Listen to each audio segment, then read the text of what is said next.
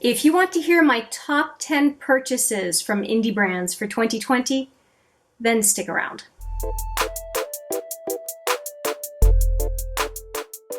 Hi there, it's Hélène from HMM Makeup or Makeup.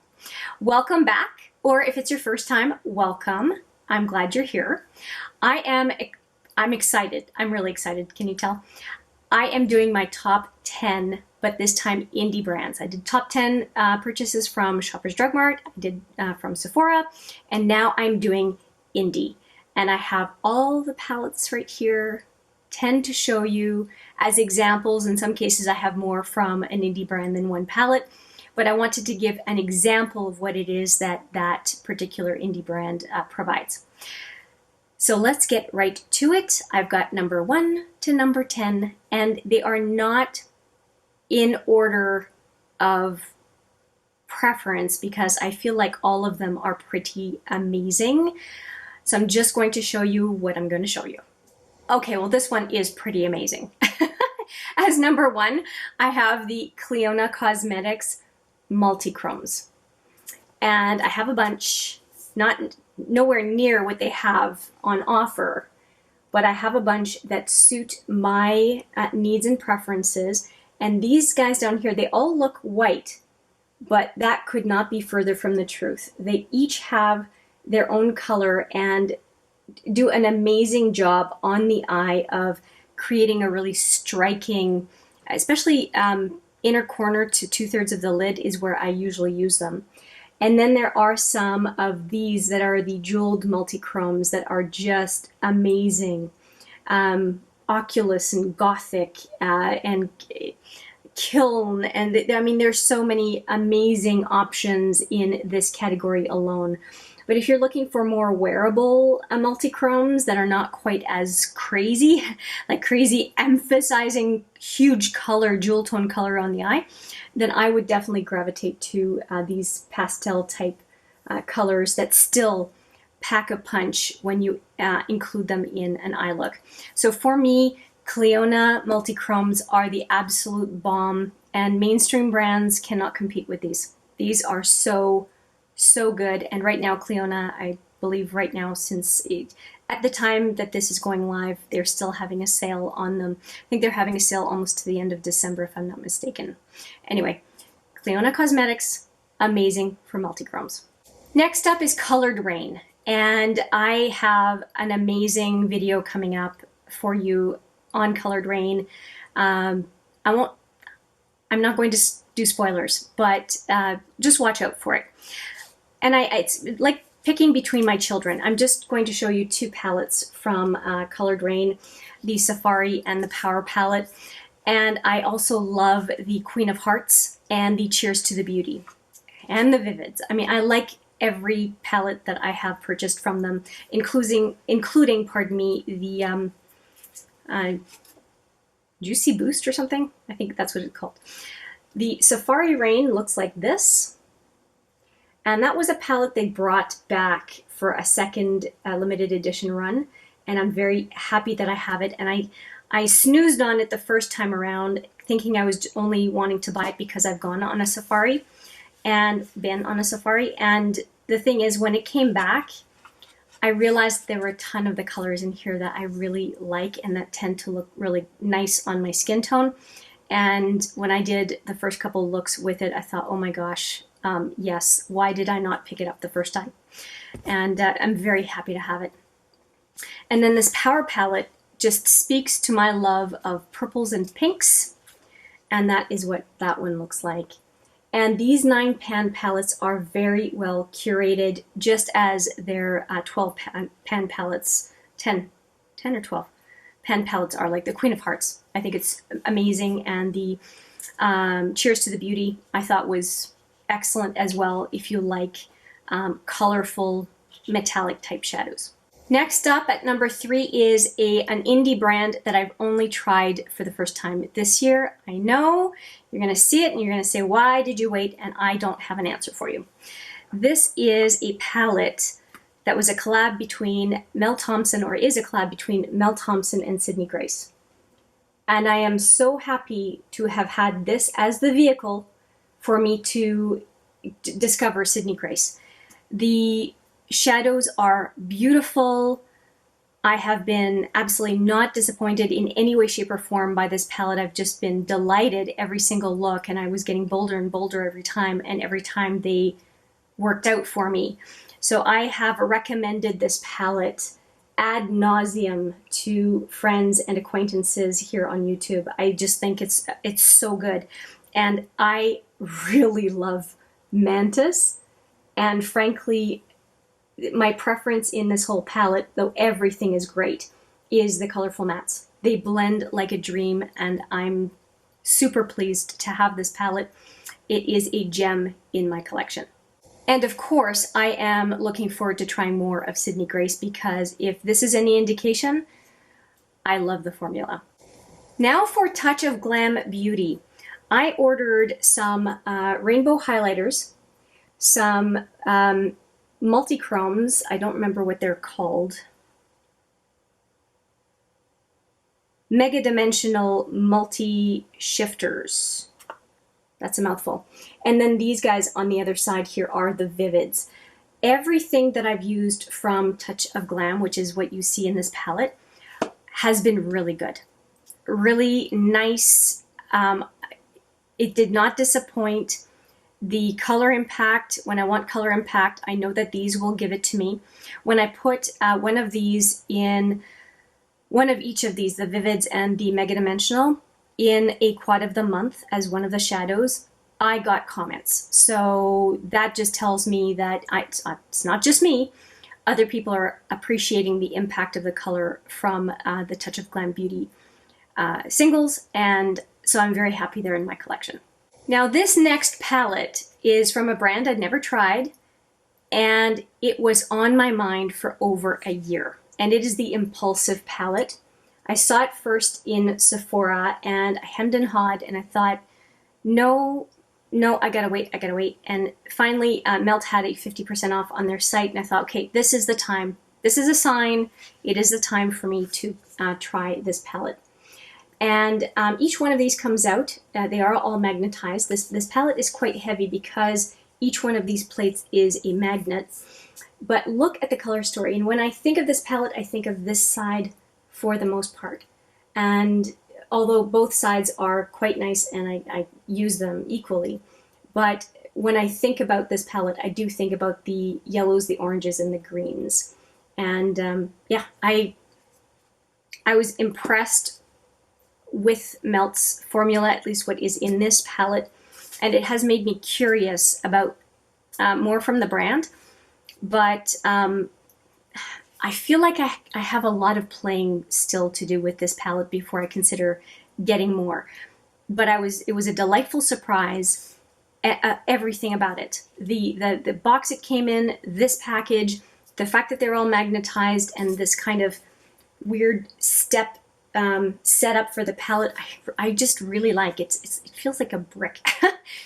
But there's something about it that just draws me to it, and I would be hard-pressed to let this walk out of my collection. The next one is a small palette that I've been looking at over and over and over again. I've had it in my basket a number of times and finally pulled the trigger this fall.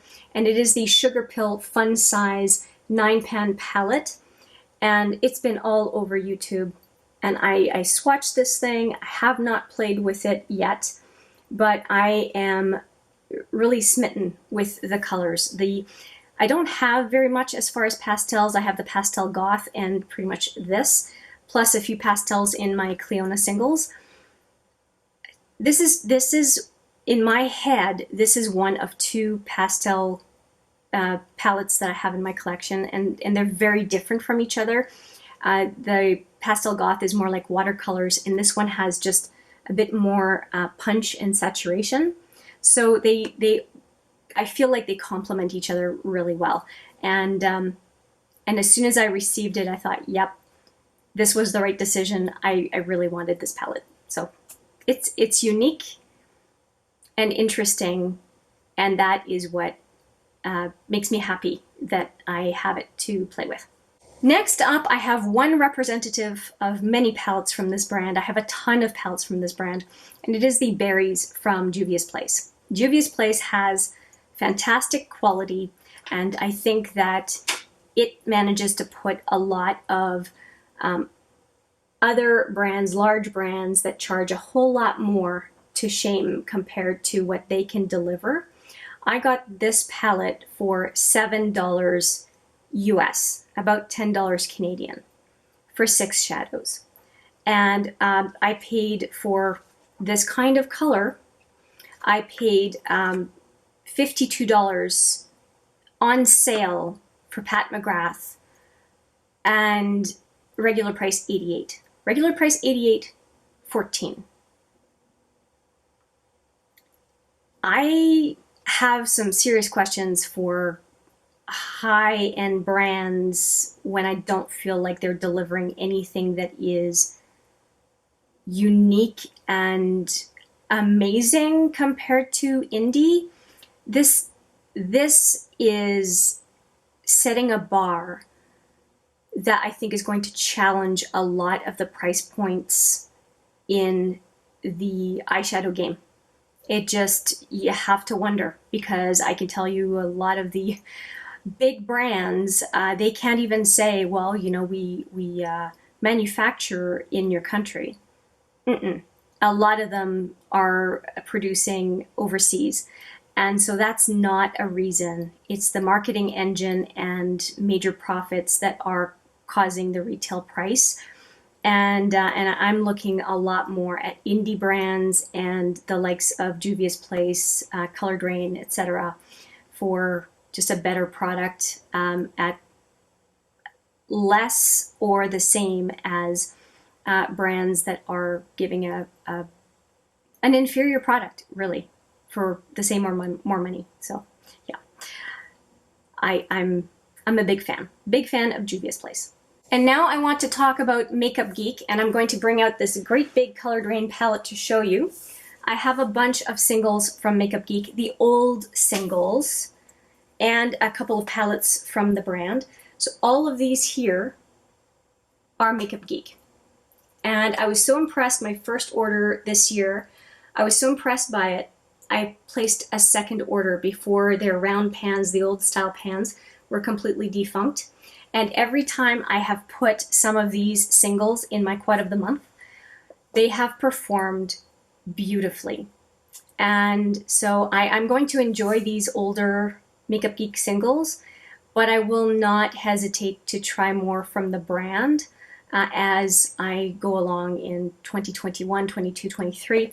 And I also like the face products that I've tried from the brand as well. I have a highlighter, I have some blushes, and yeah, everything has been really good. I also have a 4-pan and a 9-pan palette from the brand, and those performed very well as well. Yeah, really happy with my decision to try the brand. Of course, very, very late in the game for their previous iteration of their shadows, but it's good stuff. It's a good product, and I'm happy to have it in my collection. Now, the next product I cannot show you because I don't have it yet, and it is a Glamlite product, and I will put a picture right here for you. I am expecting it, and the reason it made this list, despite the fact that I have not tried it yet, is the amount of positive reviews on YouTube, and the fact that they set up a whole kit that I was able to purchase for, I think it was $49 US, that allowed me to try basically products across the board from them. And so the price was amazing. The company has a great reputation on YouTube, and it also had a palette that called my name for color story, and it includes a blush. So I am very excited to get this brand, and in my opinion, I believe it is going to be one of the indie brands that delights me once I receive it. And I really, really hope I'm not wrong. I just did not want Glamlight to wait a whole year before I could declare it in my top favorite indie brands. And again, it's just the way they presented their overall package. And if I eat crow because I'm wrong, then I will eat crow. I just did not want them to miss the opportunity to be on this top 10 list. Hi there, editing Hélène here. I just want to say that when I was editing this video, I thought it was really silly what I did. The top 10 really needs to be rounded out with the Ace Beauté palette, the Flair palette. And the honorable mention needs to go to Glamlight. It's obvious to me as I'm editing, and it's probably obvious to you. I was just such a happy woman showing you the different indie brands that the top purchases from the indie brands this year. But really, the Glamlight needs to be the honorable mention because I haven't used it yet. I was just so impressed with the package that you get for $49 US, and the shipping was great. I was so impressed with that I'm downright giddy. But I cannot possibly put it in the top 10 for this year for two reasons. I haven't received it yet. Who knows when I'm going to get it? And the second one is I haven't played with it, and that's the most important thing. So it's getting the honorable mention, and the Flair palette is getting the number 10 spot. Sorry for my enthusiasm-induced mess up, but hopefully that clarifies things and will make a lot more sense to both you and me. That's all I wanted to say. Let's get back to the video. And next up, I have a small representation of JD Glow. And JD Glow has a fantastic reputation here on YouTube. And when I swatched these, I started to understand why. And I will swatch them for you here. They are the newest in my collection, other than Glamlight that I haven't received yet. And I am very impressed. These are just 3 of the 5 products that I received. If you know me, I have to have lime green. It's a requirement. So these are 3 of the shadows that I got from them. And the pan size for what you pay is ridiculously large. It's crazy. And I just decided to get a little smatter of product from them, but when I swatched them, I was just really impressed with what I was able to swatch. And I got a couple of loose pigments as well as these 3. And I'm really happy to have another indie brand that has such a great reputation in my arsenal, and I wanted to include them on this list. And finally, I know it's beyond 10. This is a bonus for you. I wanted to offer an honorable mention to Ace Beauté for the Flair palette. And the reason I want to do that is because I just find that this color story is really interesting. And though it is not in my top 10, I just felt that it could get a little bit of recognition because when I look at my collection, there's a handful of palettes that stick in my mind because their color story is so unique. And this is an example of that. And again, it did not make it into my top 10, but I just felt like it needed a little love. So I'm including it in this video I guess just as the cherry on top. So there you have it, 10-ish brands that made the top 10 list for me as far as what it is that I have as indie makeup. And I mean, I could easily have given you 20 that I really like. But, you know, sometimes it's nice to curate things down. Let me know if, well, first off, let me know what you think of my top 10 plus honorable mention. I know Glamlight is a stretch. I know. But look at the picture, it's so cute. So let me know what you think of my top 10.